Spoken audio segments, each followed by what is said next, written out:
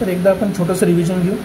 Lodge of motion म्हणजे काय होते, गतीचे नियम. आणि गती कशाला म्हणायचं, जेव्हा एखादी वस्तूची जागा बदलते, पोझिशन चेंज होते, त्याला आपण काय म्हणायचं, मोशन.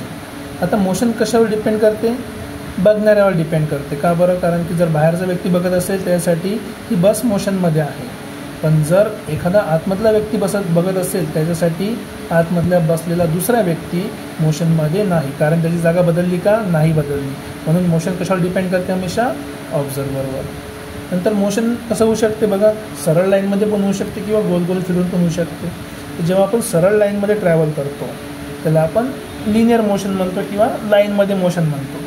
पण जेव्हा एखादी वस्तू जसं आता आहे हनीबी या गोल गोल लूपमध्ये फिरत आली तर हे कसं झालं, याचं डिस्टन्स ट्रॅव्हल. जेवढी जागा तुम्ही फिरले ते डिस्टन्स असते.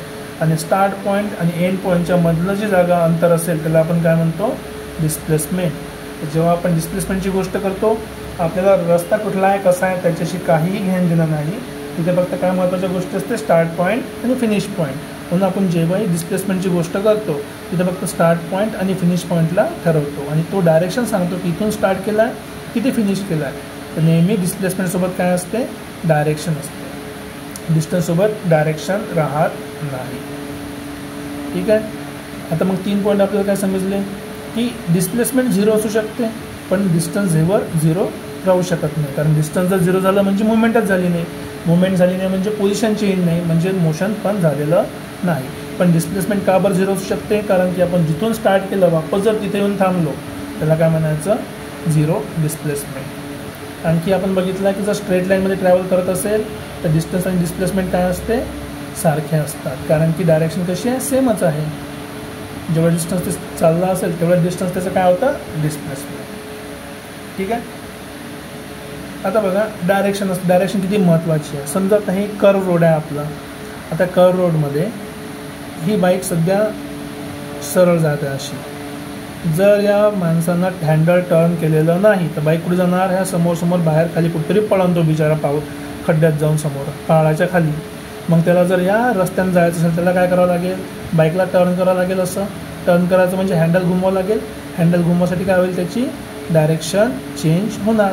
इथे काय होतं आहे, डायरेक्शन चेंज होत आहे, म्हणजे डिस्प्लेसमेंटची पण काय चेंज होत आहे, डायरेक्शन चेंज होत आहे. इथे पण बघा, जर आपण हा जर आपण रोड पकडला इथून इथपर्यंत सरळ लाईन होती याची ट्रॅव्हलिंगची, पण या कॉर्नरवर पोहोचला त्यांना काय केलं, हँडल घुमवलं. हँडल घुमवलं म्हणजे काय झालं, हँडल घुमवलं म्हणजे त्याने डायरेक्शन चेंज केली गाडीची.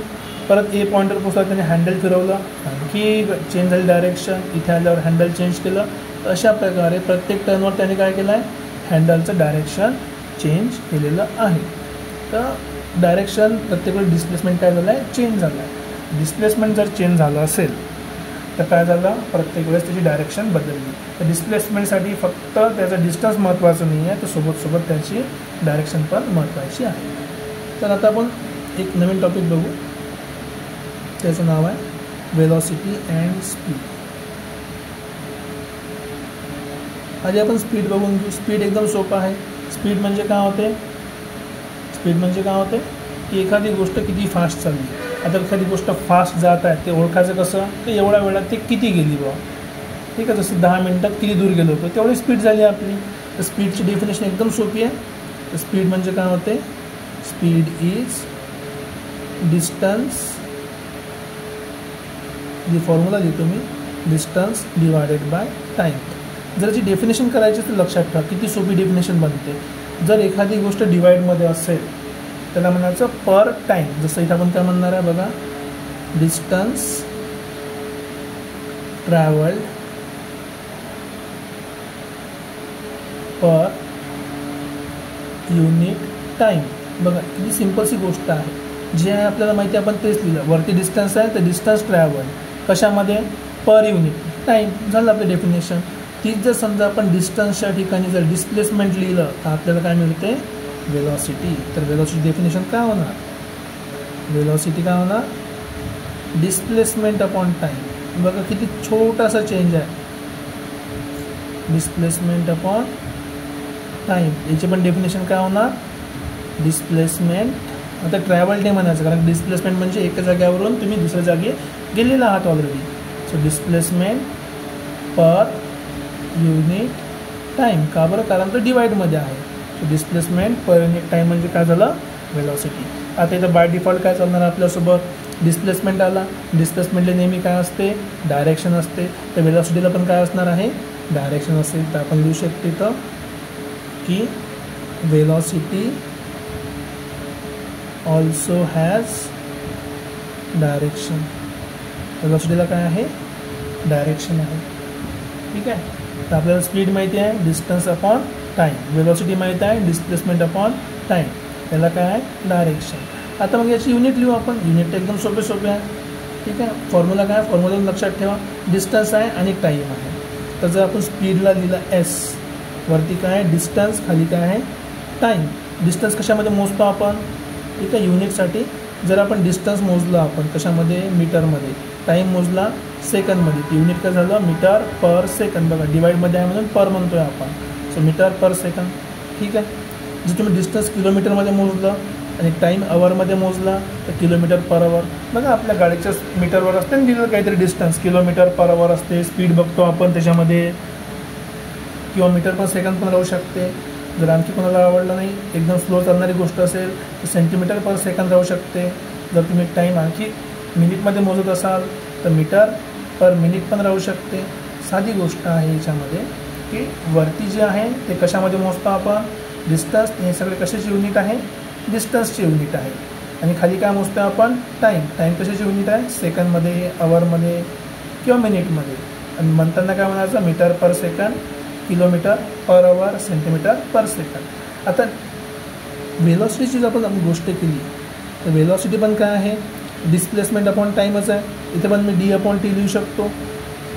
परत सेम गोष्ट कशामध्ये मोजतो? मीटर पर सेकंडमध्ये, किंवा किलोमीटर पर अवरमध्ये, किंवा सेंटीमीटर पर सेकंडमध्ये, किंवा मीटर पर मिनिटमध्ये. तर हे जाण्याचं युनिट, मोजायचं युनिट. तर वेलॉसिटी आणि स्पीडमध्ये आपल्याला साध्या गोष्टी समजल्या असेल.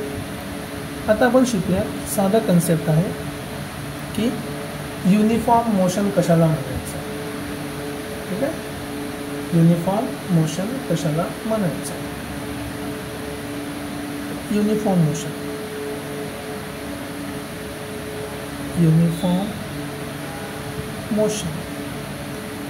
युनिफॉर्म मोशनवर जायच्या आधी एक साधा कन्सेप्ट समजून घ्या की आपण वेलॉसिटीला काय आहे? हमेशा डायरेक्शन आहे. आता आपण बघितलं की एखादी गोष्ट बदलली तर ते काय होते? स्पीड पण बदलते. ठीक आहे. त्याची डायरेक्शन बदलते. मग जर वेलॉसिटीमध्ये डायरेक्शन असेल, जर त्याची डायरेक्शन बदलली तर वेलॉसिटी पण काय झाली? बदलली.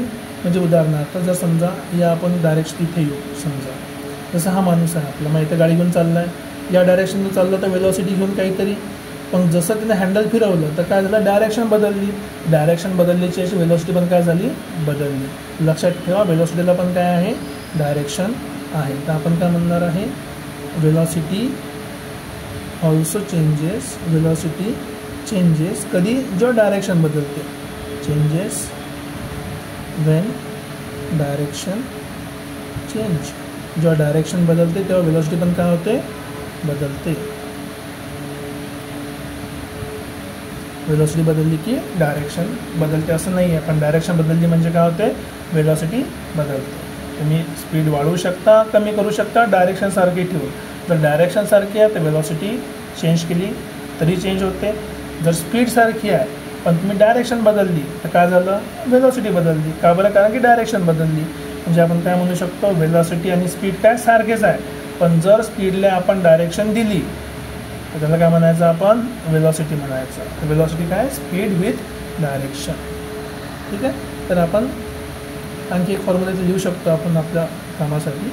तर आणखी एक फॉर्म्युला तो समजा कुठला आहे?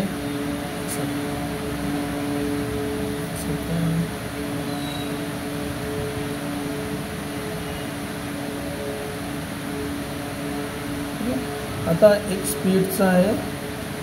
आपण एक फॉर्म्युला अप्लाय करू शकतो. बघा आपल्याला स्पीड माहिती आहे, पण जर समजा एखादी आपली वस्तू आहे कुठली पण आणि ती कंटिन्यू ट्रॅव्हल करत आहे. उदाहरणार्थ समजा जर आपण बघितलं की इथे माझा एक पॉईंट आहे ए, इथे माझं घर होतं. ठीक आहे. घरपासून इथे काय आहे? एक शॉप आहे. शॉपपासून आणखी मी समोर गेलो इथे स्कूल आहे, ठीक आहे, आणि स्कूलपासून परत इथे कुठेतरी पोहोचलो आपण ग्राउंडवर, ठीक आहे.